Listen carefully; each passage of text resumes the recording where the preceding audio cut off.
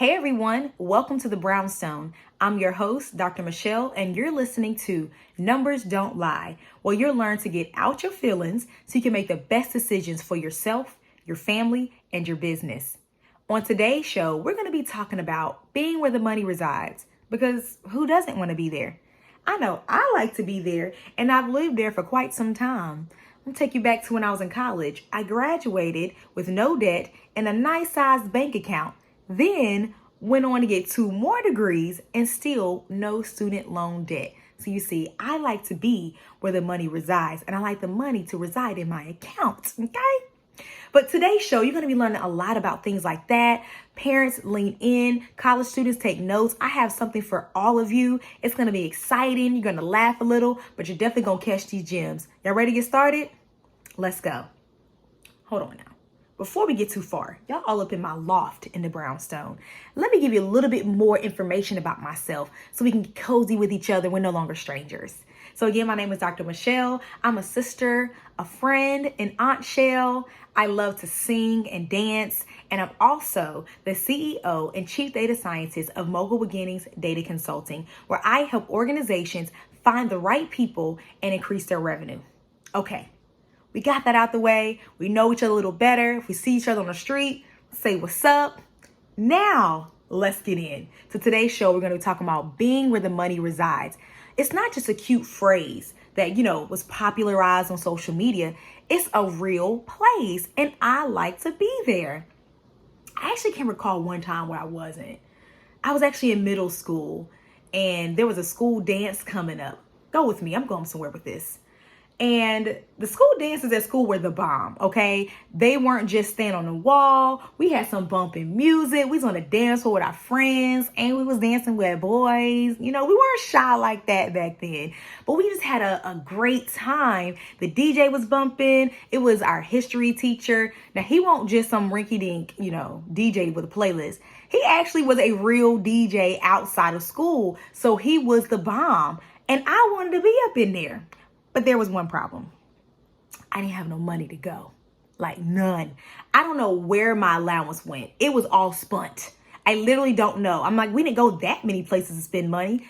I don't know to this day. Doesn't matter. I didn't have the money. I couldn't go. And I couldn't ask my mom for money because she was going to say what she always says. Well, at least I think in my head she would say, where's your money? That's why you have an allowance.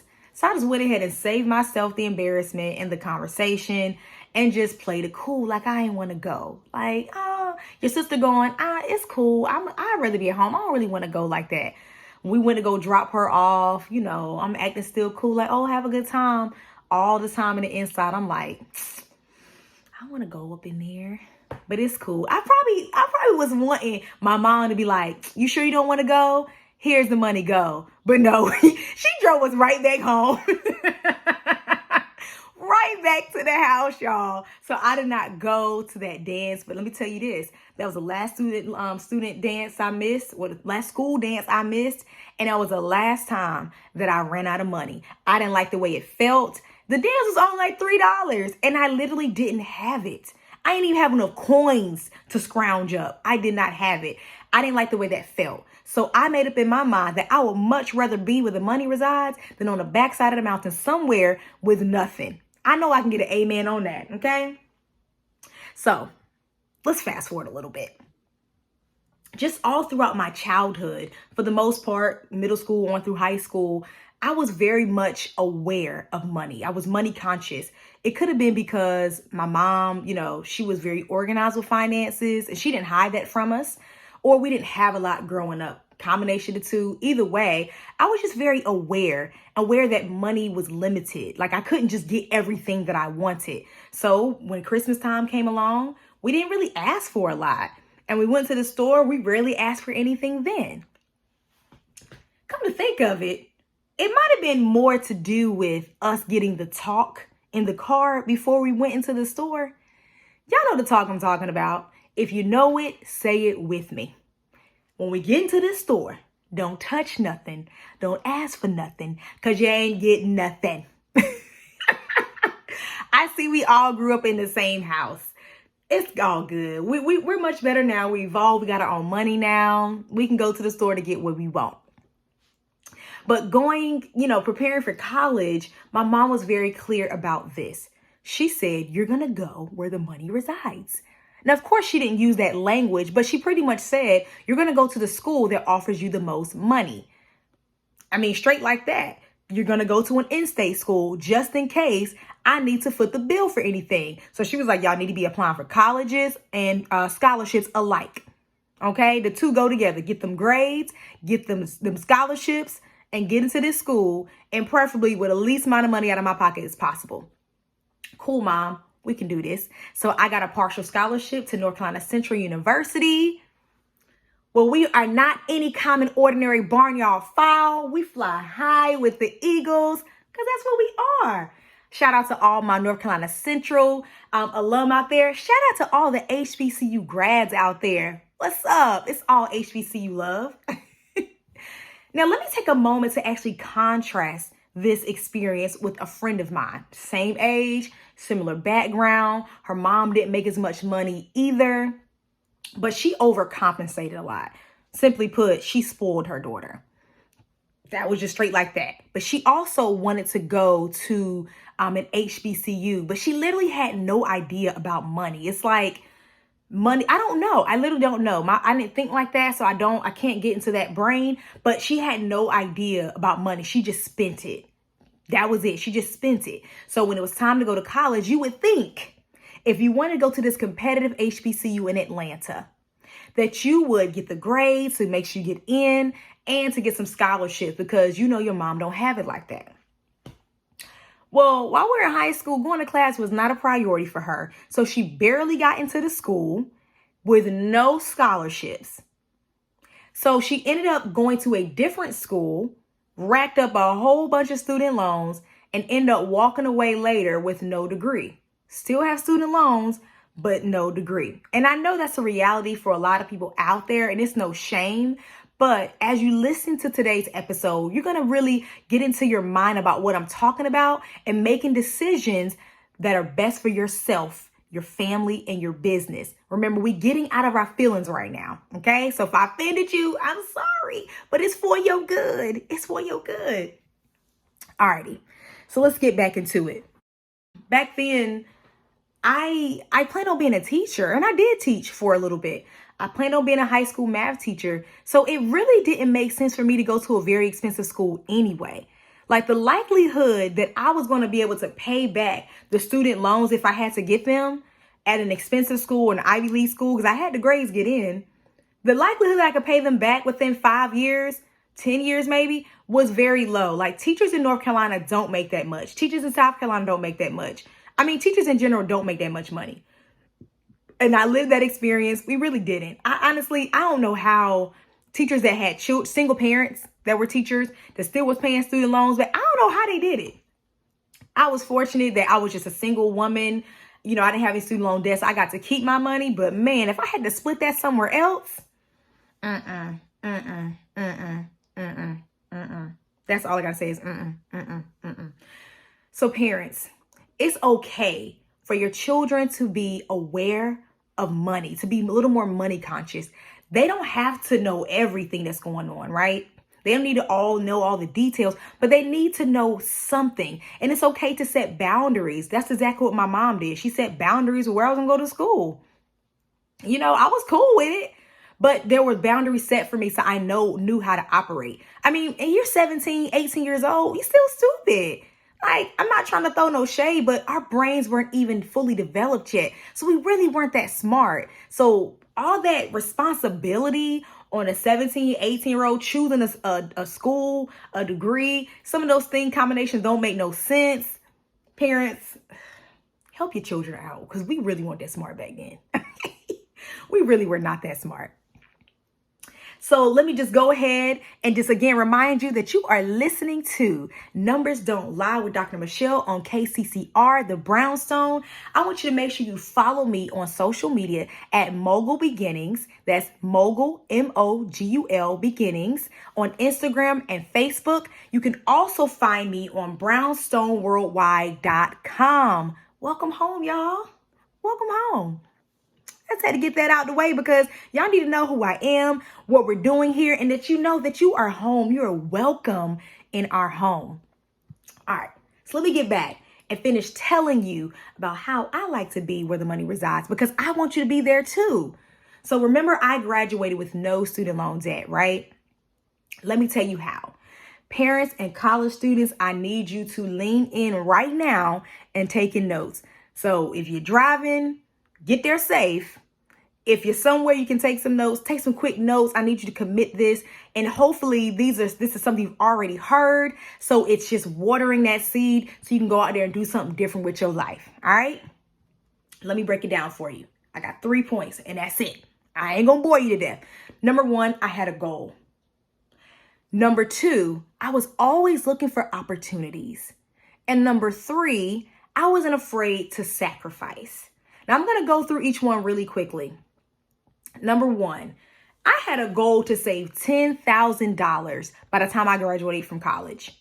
$10,000 is a lot for a 20-year-old, but what did I have to lose by believing?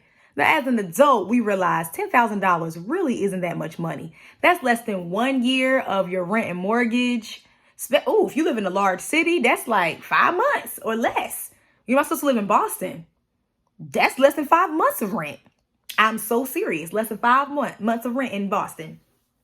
$10,000 is a few months of your salary. So it doesn't go that far as an adult. But when you're 20 years old, $10,000 is a lot of money. You know what I'm saying? So that was my goal. Number 2, I was always looking for opportunities to help me realize that goal. I was always searching. When I say I was always searching, I was always searching. There's a misconception out there that scholarships are only for undergraduate students or incoming students.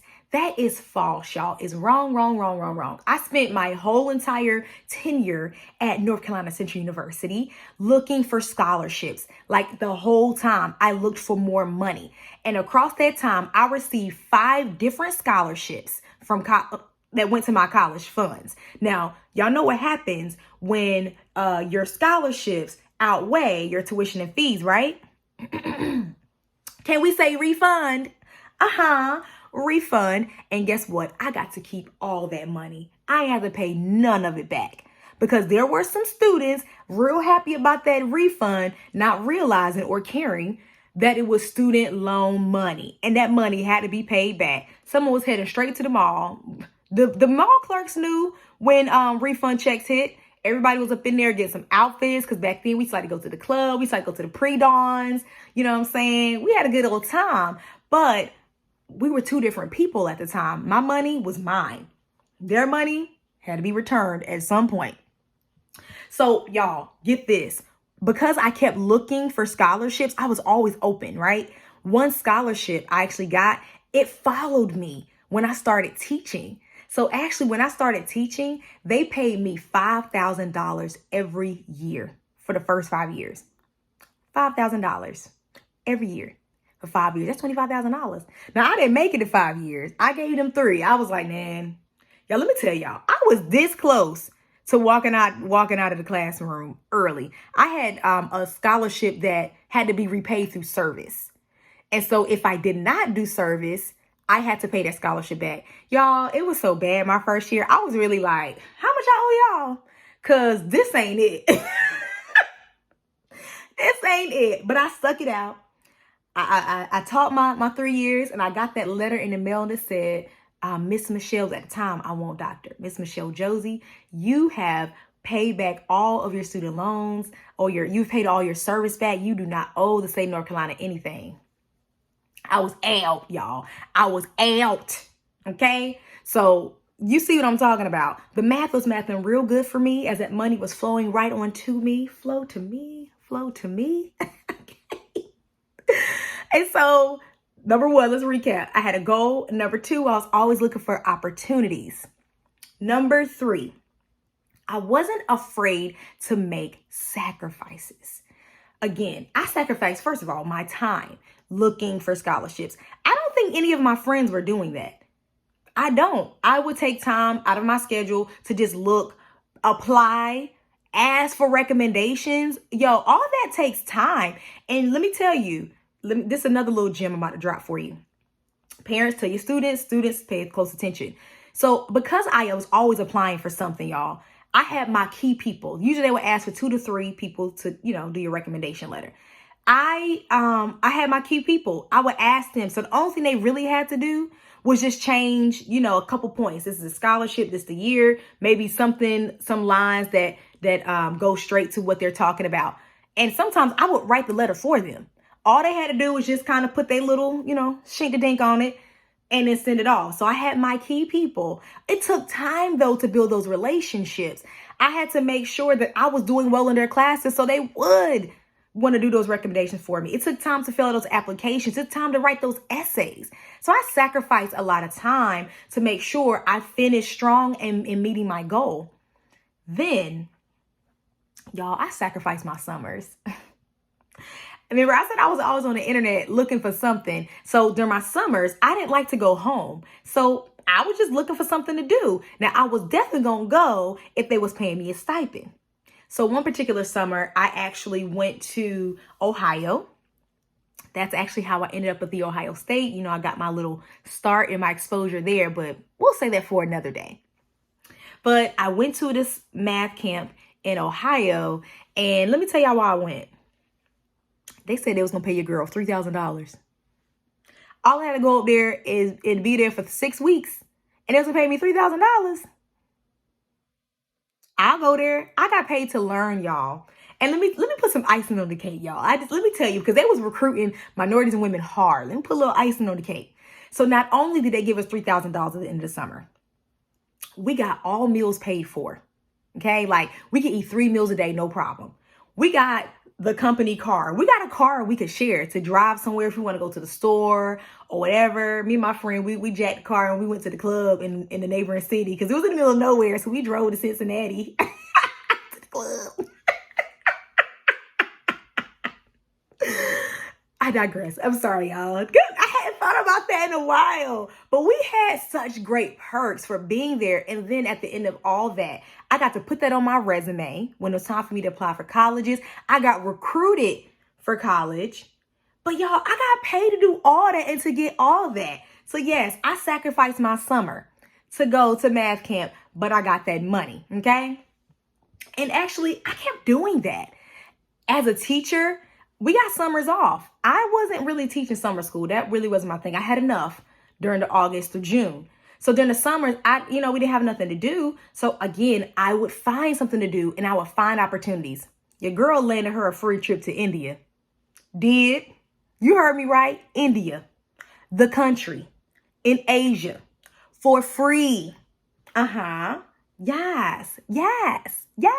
Now, some of those other summer programs I went to both in college and while I was teaching, they were always fun. It wasn't a vacation. It meant that I probably couldn't take a long vacation, but I was willing to sacrifice to meet my goal. Okay. And you remember I said I was money conscious because of my mom. Now I was partly motivated to do all I was doing as far as continue to look for scholarships because I didn't want to continue to be a burden. She was paying the balance. Now, granted, back then, I've graduated from school like over 10 years ago at this point. But back then, college wasn't that expensive as it is now. So her paying a balance wasn't as bad then as it is now. But I didn't even want her to do that. So I kept aggressively looking. But you know what, y'all? It actually paid off that I did that. It paid off that I was finding an abundance of scholarships that she didn't have to come out her pocket anymore. She didn't have to swipe her card. She didn't have to come to the school, nothing. Because it got to a point where she could no longer be in that headspace to be concerned about those things. My mom got really sick and she really couldn't just be herself the way she used to. So it worked out for so many reasons. Yes, I met my goal. But 2, I was able to, again, relieve some burden, some pressure, some worry off of my mom during that time. Keeping it locked to KCCR Radio. My station. The Brownstone Center. And don't forget, no matter where you go, there we are. Listen, I didn't always feel like doing the research. I didn't always feel like spending my summers learning. I want to be chilling like everybody else. I did, but I'm not like everybody else. My feelings were not going to help me reach my goals, and all that paid off. All right, so this is what I mean about getting out of our feelings so we can make the best decisions for ourselves, our family, and our business. Because that really propelled me, y'all. Like, I have so much more to tell you. You're going to have to wait another few weeks to hear that. I got some guests coming up here. They're going to be dropping some gems about this. Y'all going to have to wait. But being like that, not being up in my feelings so early, I wasn't heartless. But not being up in my feelings so early, it really propelled me and my future. And I continue to do this both personally and professionally. I help nonprofits and small businesses strategize, optimize, and scale using the power of their data. It's really hard to make good decisions when you're emotional. We can't be Carl Thomason out here. Being emotional, you gotta let it go, y'all. That's true in both our business life and personally. I'm sure, and let me know, okay? Let me know if I'm right, hitting the money. When you're emotional and your feelings about stuff, you tended to make a decision that you regretted later. Because it wasn't based on facts. It wasn't based on anything. You just, how you felt at the moment. Feelings come and go. Happiness comes and goes. Sadness comes and go. But to make a very large decision, that's what we do sometimes too. Making very large, critical decisions in those moments is so dangerous. So if you've taken nothing else from what I said today, I hope you've taken away that we're going to get out of our feelings so we can make better decisions. You don't have to be a robot, but I want us to make better decisions for ourselves, our family, and our business. So I want to thank you for hanging out with me today at the Brownstone. Remember, you can follow us on Facebook at Brownstone Worldwide, and you can visit us at brownstoneworldwide.com. I have some articles up there, and it's going on this subject just so you can get it in your brain that numbers don't lie, because they don't. Now, I'm going to be back every week with something so you can learn more about getting out of your feelings and make the best decisions. You can again follow me on social media at Mogul Beginnings. That's MOGUL, Mogul Beginnings on Instagram and Facebook, and also on brownstoneworldwide.com.